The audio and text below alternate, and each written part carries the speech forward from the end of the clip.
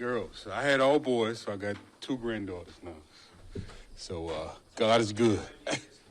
Huh? Some tells me the girls might be a bit. Oh, and yeah, no doubt. No question about it. Well, glad to see you guys this morning. As always, and I'll probably say this every year, man. This is one of the most exciting days for me, man. Just seeing the joy on those kids' faces. They finally reached their dream, you know. And I understand that journey because in that journey all the time, make sure you have a backup plan. Only one in a million do this.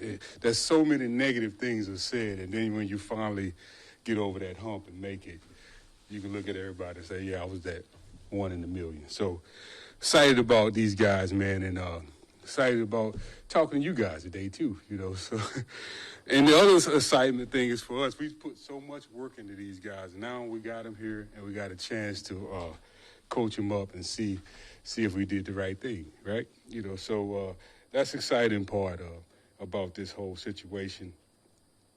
This day, I remember this day, and it was about 10 years ago when I got drafted. But if y'all believe that, I got some land to sell you. But you know, it's just a great moment, man. I can't explain it, but you know, coaches and scouts, we put so much work into these guys, and now we got them here. So it's awesome to have them here. And then I'm gonna talk about these guys, man. You know, as we watched Tyleek throughout the year, man, the kid just got better and better and better. Every time you watched him, he got better and better. And I think there's a lot more growth in this kid. This kid got a lot of upside. I don't think he's reached his full potential yet. And he got a chance to be a really, really good player for us. And we was excited that he was there for us to pick him. Great player. He got a chance to be a really, really good run player. And I think he's underrated as a pass rusher. There's some things he got to be taught. And Coach Rogers, our new D-line coach, will do a great job teaching him. And this kid got a chance to be a force in the middle. As a defense, if you're not good in the middle, you're not very good. You know, so this guy helped us, man, with the guys that we already got. He's a talented kid and loves the way he plays the game. Then we drafted Tate Ratledge, a guy that we liked. We identified early in the process. We liked, first thing you see, this is a big man when you see him now. He's long, tall, big man now. But you love the versatility of the player, man. He can play multiple positions inside in the interior. Like the toughness, like the way he plays the game.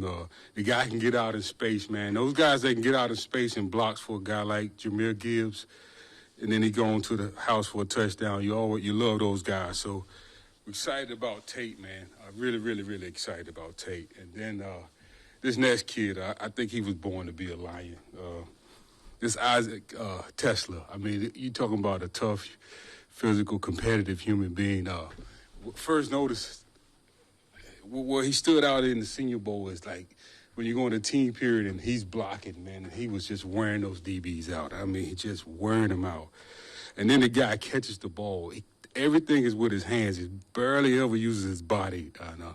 Tough kid, good run after the catch. We're excited about him.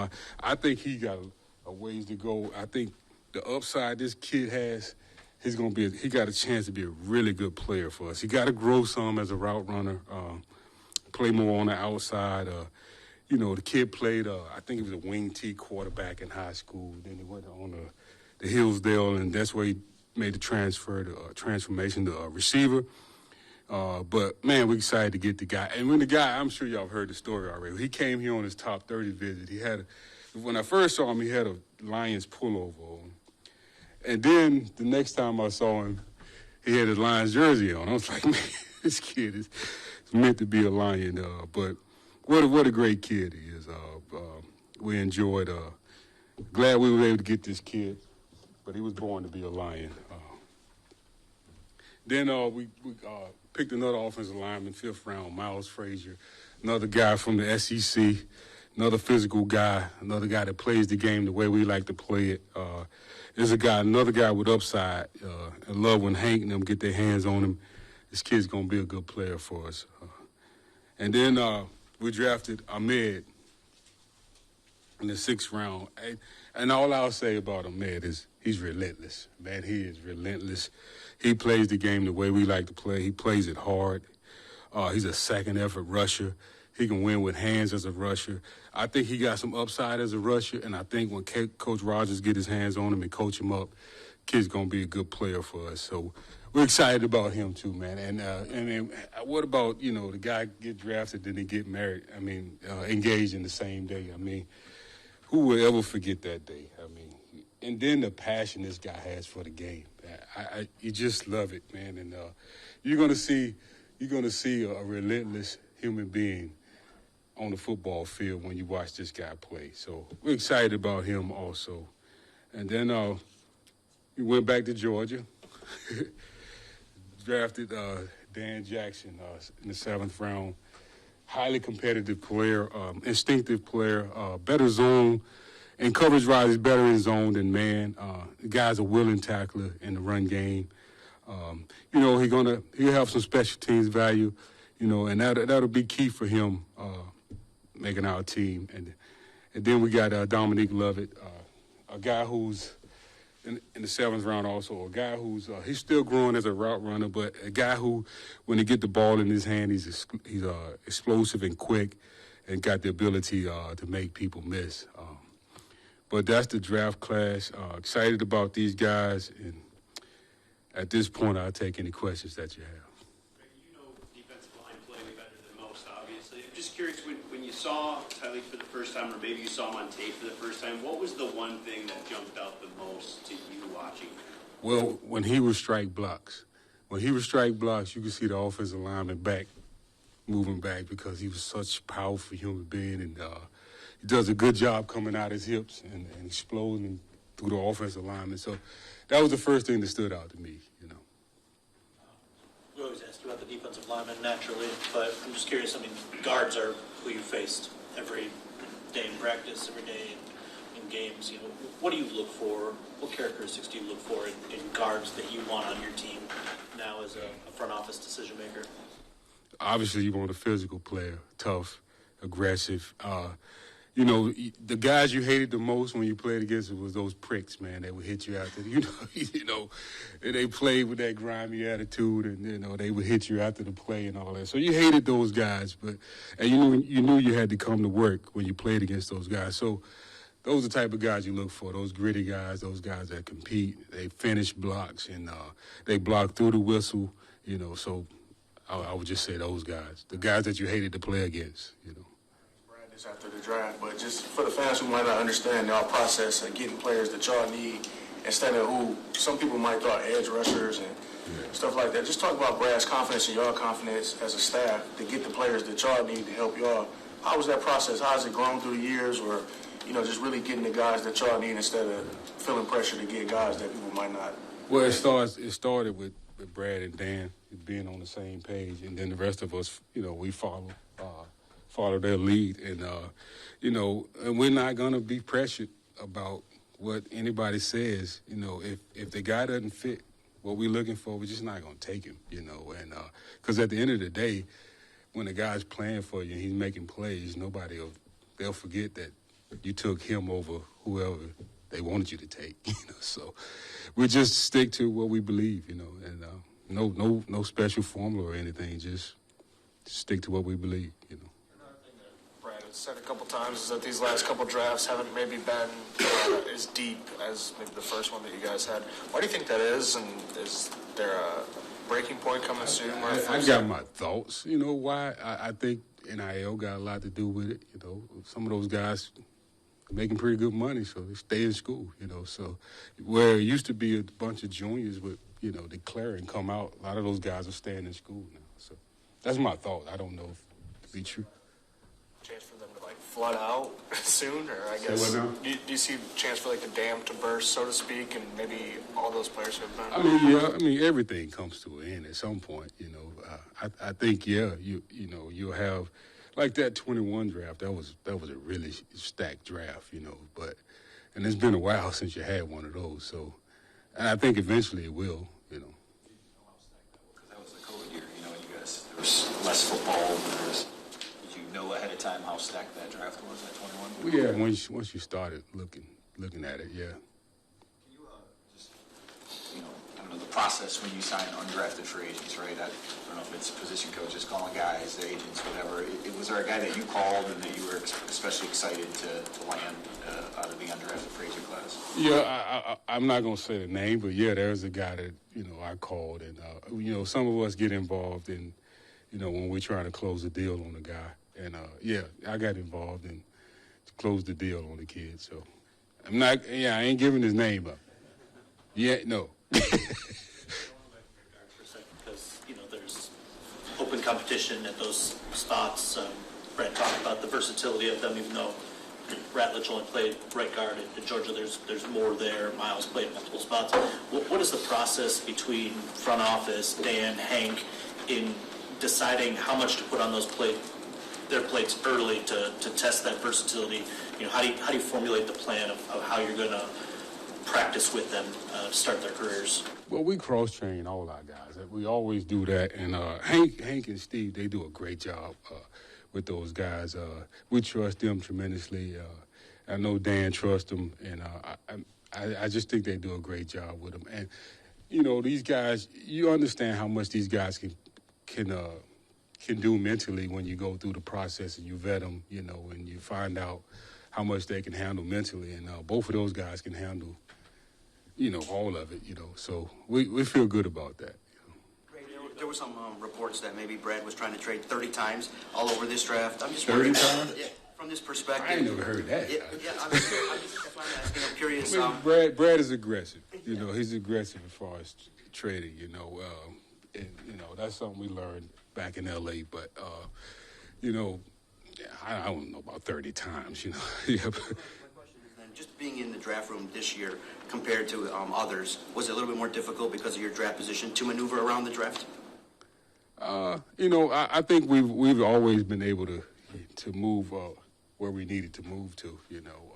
Been fortunate in that way. I wouldn't say it's more difficult than any other time. To move 30-something spot, it costs a little bit, but I wouldn't say it was any different than any other draft. In reference to, say, when you started to now, players coming out of college, what's the difference now that they're in bigger, faster, more skilled, and you're seeing guys are staying in, so they're staying in college longer? Are they more skilled coming into it? You mean like since 21 or like? You can take it back how long you want to go, but since Oh yeah, they way like if you're going back to my day, yeah, they way bigger, faster, stronger. All that. I mean, some of them are. Yeah, some programs are better at it than others. I would just say, I'm always say this as an old school guy. I think we were tougher, but no, they I don't see any issue with any of these guys. I just think that they're more gifted. Guys are just bigger, faster, and stronger. I don't know if that's the answer you was looking for, but. Curious your thoughts on getting the fourth preseason game. What are the pros? Maybe what are the cons with something like that? Well, I mean, the young guys get a chance to play, a little more. As far as like schedule and all that, that's, I'll leave that up to Dan and the coaching staff. But it's an opportunity for the young guys to get to play a little more. I mean, get more tape so other teams can see them. Ray, you talked about Isaac needing to work outside a little bit. What's the biggest challenge with that move for him as he tries to adapt that in his game? I think, facing press coverage, things like that. I think he'll be fine, though. I think Scotty will teach him well. And the kid learns fast, so he'll be fine. But that's just the biggest thing. And in this league, you got guys can get their hands on you, and they pretty good in press coverage. So that'll be the one thing he has to get over. You to come along, you obviously got Amon-Ra, you got Jameson, you got a couple other vets in that unit. So can this be that learning year for him? You don't need much from him, or are you hopeful that he can be Well, you're always hoping that your rookie class productive, and I think the kid will be productive. I think he'll help us, when the year go on. But we do have older guys that can play until he get get to that point. Ray, when you look at a guy like Ian, who's undrafted and comes in from a D2 school, what is that evaluation process like? It's the same as the other guys. I mean, you don't hold back on, you're looking for the same things. Will he tackle? Can he break down his space and tackle? You're looking for the same things. And, he passed the test on a lot of those things. Now, obviously, the level of competition, you think about that. But kid will hit you, so. Ray, we're talking about Ahmed's upside as a rusher. Earlier in this kid, what are some things you're going to be looking for to see out of him? Say that again. I'm sorry. So you're talking about Ahmed's upside as a rusher. What are some things that you're going to be looking for early on from him? I just think some growth. I mean, it'll be some growing pains on this level because you got pretty good football players on this level. I just see him, as he get taught, more tools in his tool belt for as a pass rusher. Using his hands better. Learning when to rush with leverage. Learning when you got the sweet spot and turn the corner. So just learning some nuances of the game. Hey Ray, in your undrafted class, were there one or two guys that you were especially surprised to see go undrafted, like guys that you thought would have come off the board before you would have had a chance to sign them? No, I mean, I wouldn't say anybody I was surprised about. I mean, some guys we're happy to get, all of them. We're happy to get all of them. So, I'm not going to single any one of them out, but, we're happy to get them all. Look at this offseason, man. It's been so much change as far as on the staff, with coaching staff and the front office and everything. For you, just being one of the steady guys to stay around, like, how was it to witness that? Did that bring y'all any closer? Or how did your role change? Or how was it just to see so much change this offseason and you be one of the guys that's still around? I mean, when you have success, that's gonna happen, And AG and Ben, those guys are two really good coaches, but man, I'm a big Kelvin Shepard fan, so I have no reservations, man. Shep, I was a fan of him as a player and as a coach, man. He's demanding. Our defense is going to be aggressive still, and and the guy's a great coach, man, and he get his players better, So love the move. And Johnny Moe, we know Johnny Moe, so Johnny Moe's creative, aggressive as a play caller, so we're excited about those guys, and I'm a big Casey Rogers fan as far as the D-line coach, so excited, man. It was fun for me, to stay around and be able to, see new coaches and watch the growth of the organization. Ray, you signed Ian Kennelly out of Grand Valley State. You have a couple other players on the roster from local D2 programs. Do you pay any special attention to the local Michigan players, even if they're at, lesser competition schools? I wouldn't say we, play special attention or anything like that. We like good football players, and he's a good football player. So he came to our local pro day, and he had a really good day that day. So that's what opened our eyes to him. And hey, and of course you like Detroit kids. I mean, and local kids, man, is always a good story. So, yeah. All right. NC State? Yeah, I don't got enough juice for that. Thanks, guys.